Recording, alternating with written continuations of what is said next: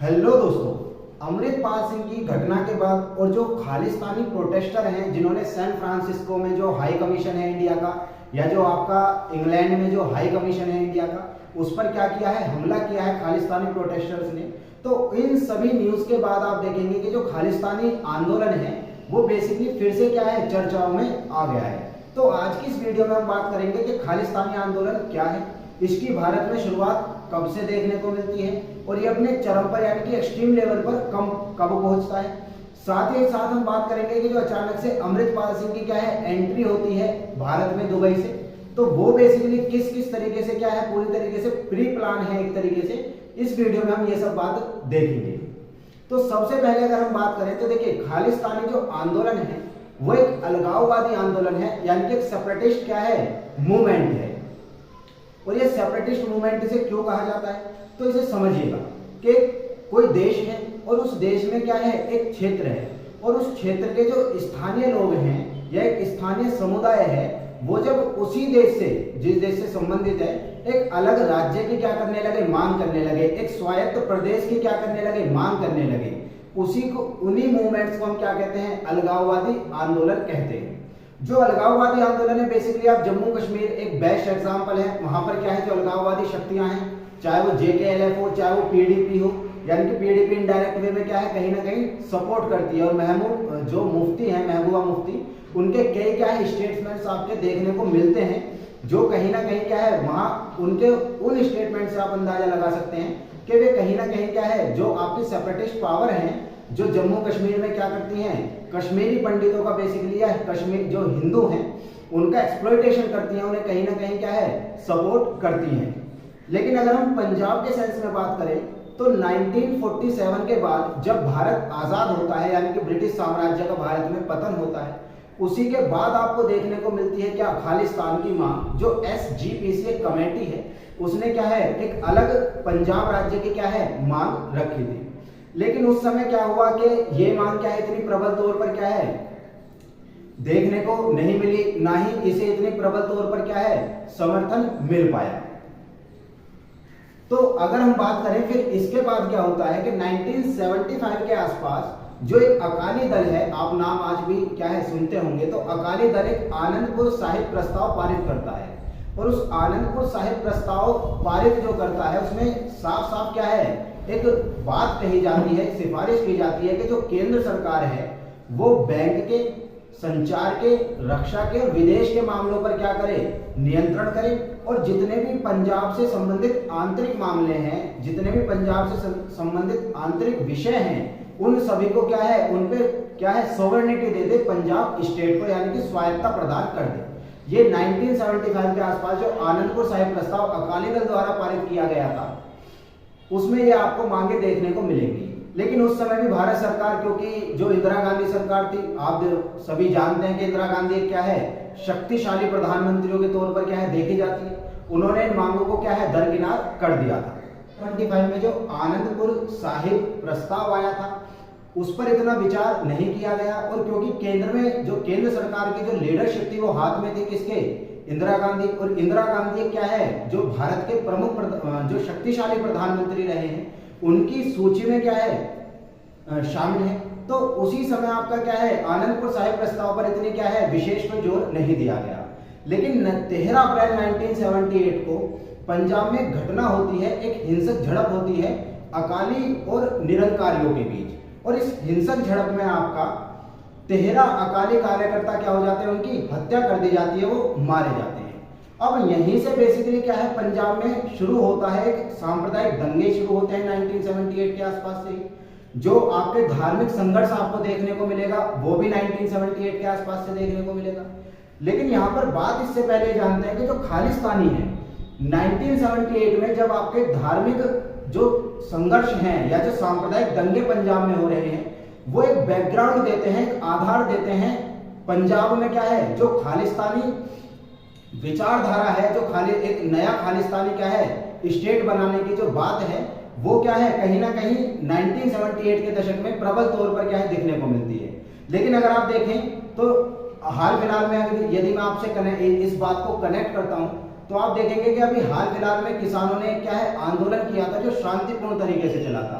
लेकिन जैसे ही क्या है उसमें खालिस्तानी शक्तियां जुड़ी, तो ये खालिस्तानी बेसिकली क्या करते हैं कि कहीं भी एक आंदोलन चल रहा है उसे एक आधार बनाते हैं अपने आप को उदय करने का। वरना आप देखेंगे कि 2020-21 के आसपास तक खालिस्तानियों का क्या है, कोई भी क्या है कुछ भी एक नामो निशान की तरह भी क्या है देखने को नहीं मिलता था।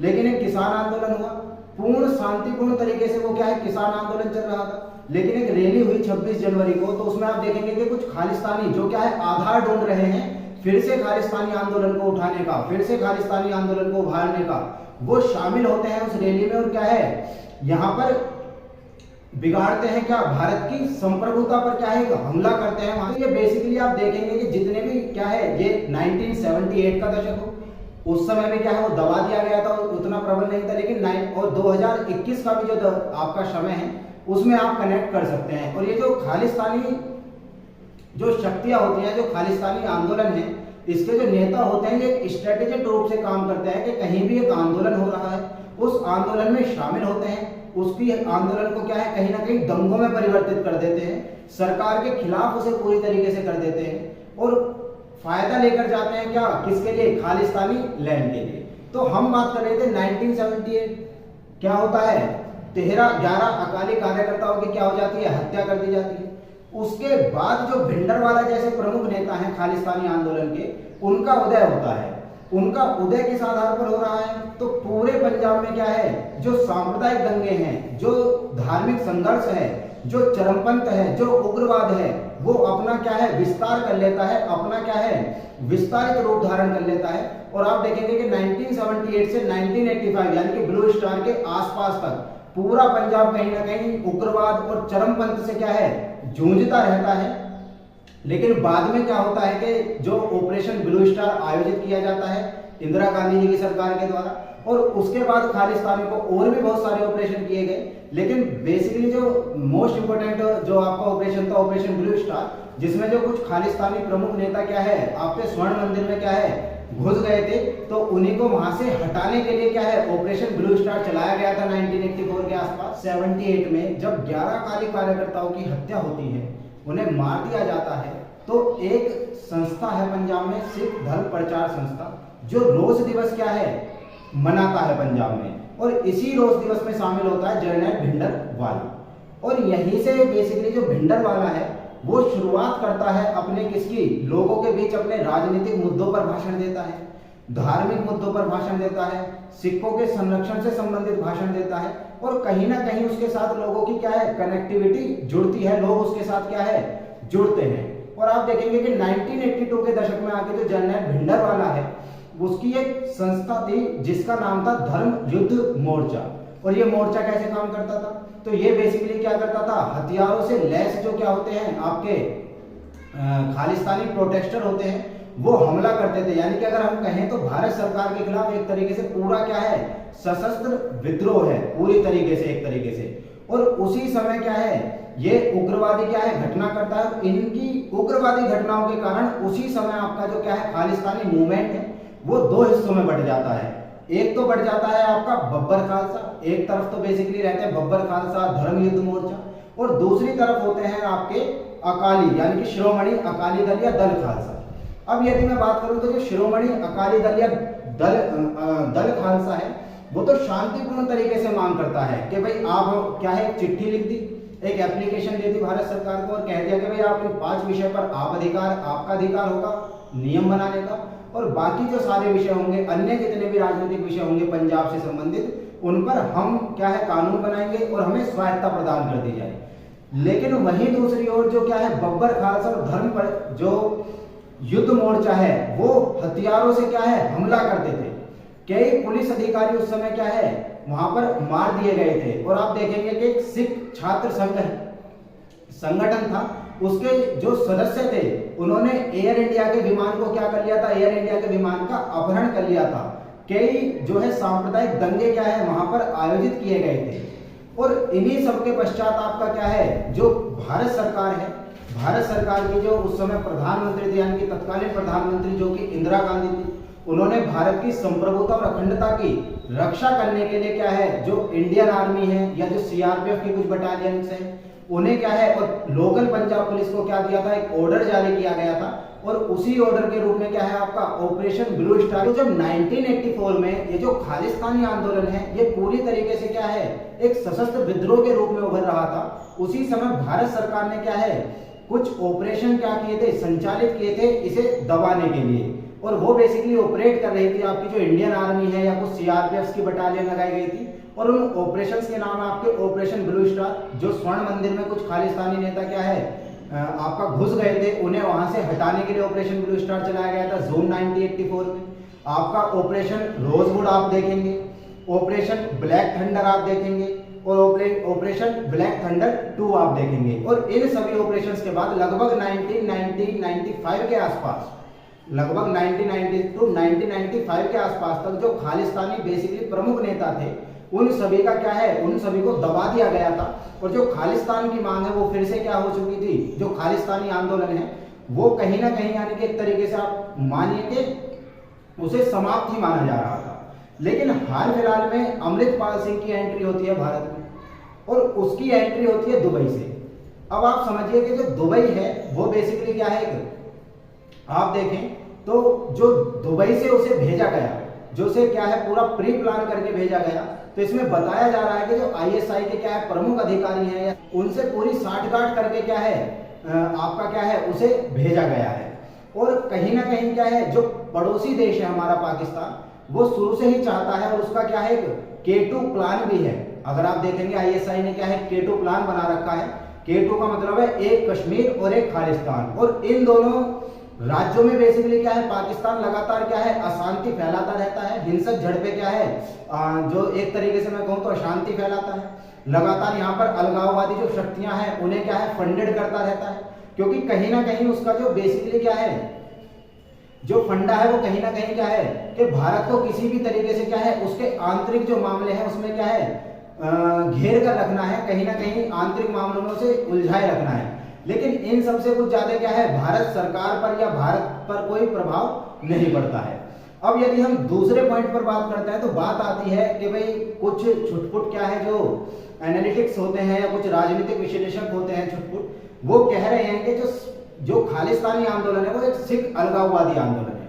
तो सबसे पहले मैं बात करूं तो जो खालिस्तानी आंदोलन है अगर सरकारी आंकड़ों के आधार पर मैं बात करूं तो लगभग 0.1% के आसपास क्या है सिख कम्युनिटी के जो लोग हैं वो क्या है खालिस्तानी आंदोलन का क्या है प्रोत्साहित करते हैं, खालिस्तानी आंदोलन में क्या है भाग लेते हैं। यानी कि पूरी सिख कम्युनिटी कहीं भी क्या है खालिस्तानी आंदोलन में भाग नहीं लेती। और अगर आप सिख कम्युनिटी का इतिहास देखते हैं तो गुरु नानक देव ने क्या है सिख धर्म की स्थापना की थी, और जो सिख धर्म है वो क्या है एक ईश्वर में विश्वास रखता है जिसे हम ओंकार कहते हैं, तो वो एक ईश्वर में विश्वास रखता है। और इनके सिख कम्युनिटी के जितने भी जो 10 क्या हैं गुरु हुए हैं वो सभी बहुत ज्यादा अटैच थे आपका किससे, एक तो हिंदू धर्म से अटैच थे, दूसरा उन 10 के 10 गुरुओं का जो जीवन है वो मां भारती की संप्रभुता और अखंडता की रक्षा करने के लिए क्या है करने के लिए उन्होंने अपना न्योछावर किया।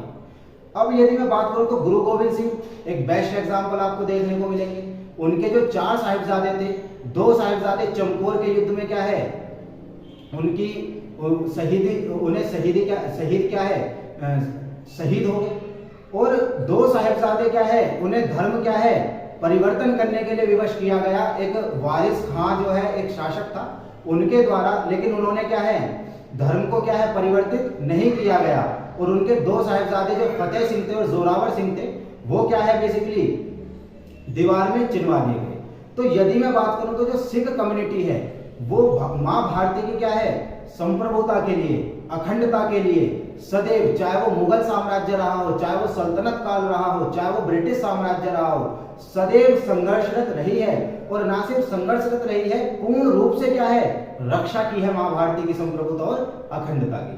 अब यदि इसमें हम अगली बात करते हैं तो एक जो 4 साहिबजादे हैं उन्हीं के क्या है जो हमारी वर्तमान सरकार है यानी कि भारतीय जनता पार्टी की सरकार है, और जो तत्कालीन प्रधानमंत्री जो एक शक्तिशाली प्रधानमंत्री के रूप में देखे जाते हैं, सिर्फ भारत में ही नहीं विश्व के क्या है एक वैश्विक नेता के तौर पर क्या है देखे जाते हैं। तो उन्होंने क्या है घोषणा की है कि जो 26 दिसंबर का दिन है उसे वीर बाल दिवस के रूप में मनाया जाएगा, और ये वीर बाल दिवस के रूप में मनाया जाएगा जो 4 साहिबजादों का क्या है जो बलिदान है माँ भारती के लिए और भारत की संप्रभुता के लिए, उसके लिए क्या है वीर बाल दिवस उस दिन 26 दिसंबर को मनाने की क्या है घोषणा भारत सरकार ने की है। हम इसमें देखते हैं कि जो हाल फिलहाल में खालिस्तानी आंदोलन थोड़ा सा क्या है एक चर्चाओं में बना है, थोड़ा सा उभरा है इसकी बातें। तो बेसिकली यदि हम देखें तो इनको दबाने के लिए, खालिस्तान को दबाने के लिए भारत सरकार क्या कर रही है और क्या क्या कर सकती है। तो देखिए, अगर अखबार के सोर्सेज के आधार पर मैं बात करूं तो कहीं ना कहीं अजीत डोभाल जी को जिम्मेदारी दी गई है कि जो खालिस्तानियों ने ये रायता पंजाब में फैलाया है इसे जल्द से जल्द क्या है साफ कीजिए और एक शांतिपूर्ण क्या है पंजाब जो अपनी शांति के लिए जाना जाता है उसे क्या है स्थापित कीजिए। और क्या भारत सरकार इसमें कर सकती है? तो देखिए, बेसिकली जो खालिस्तानी मानसिकता के जो लोग हैं या खालिस्तानी विचारधारा के जो लोग हैं वो ज्यादातर ऑस्ट्रेलिया, कनाडा और आप देखेंगे कि पाकिस्तान के आसपास वाले क्या है एरियाज में रहते हैं, तो वो फंड करते हैं बहुत ज्यादा। तो उस रेमिटेंस पे हम रोक लगा सकते हैं, जो वो फंड आ रहा है उस फंड ट्रांसफर पर हम रोक लगा सकते हैं। दूसरा जो कहीं ना कहीं क्या है जो विदेशों से इन्हें फंडिंग मिलती है, कुछ देश आप खुद ही समझदार हैं, उस फंडिंग पर भी क्या है हम रोक लगा सकते हैं। इन खालिस्तानियों को क्या है एक जेल में ना बंद करें, जो भी ये पंजाब में बेसिकली जो भी 100-150 लोग हैं इन्हें एक जेल में बंद ना करके, ताकि इनकी कनेक्टिविटी ना बने। बेसिकली इनकी तोड़नी होगी क्या कनेक्टिविटी। तो जैसे इनकी कनेक्टिविटी टूटेगी तो बेसिकली क्या है कहीं ना कहीं जो थोड़ा सा ये आंदोलन उभरा है वो तुरंत क्या हो जाएगा दब जाएगा 2000 के दशक के दौरान के जैसा ही। और इसमें जो PIOS है कुछ जो क्या है ऑल्सो फंड करते हैं, उनकी फंडिंग पर हम क्या है रोक लगा सकते हैं। और लॉ एंड ऑर्डर को क्या है पंजाब में क्या है जो वहाँ की जो पंजाब सरकार है उसको क्या है लॉ एंड ऑर्डर पर क्या है काम कर सकती है। ये सभी बातें क्या है भारत सरकार कर सकती है या पंजाब गवर्नमेंट भी क्या है कुछ स्टेप जो लॉ एंड ऑर्डर को मेंटेन करके क्या है कर सकती है। ये सब स्टेप्स हैं इस खालिस्तानी आंदोलन को क्या है दोबारा से दबाने के लिए। अगर इसी तरीके की वीडियो आप हम देखना चाहते हैं तो आप हमारे चैनल से जुड़े रहिए। धन्यवाद। चैनल को सब्सक्राइब कीजिए, वीडियो को लाइक कीजिए।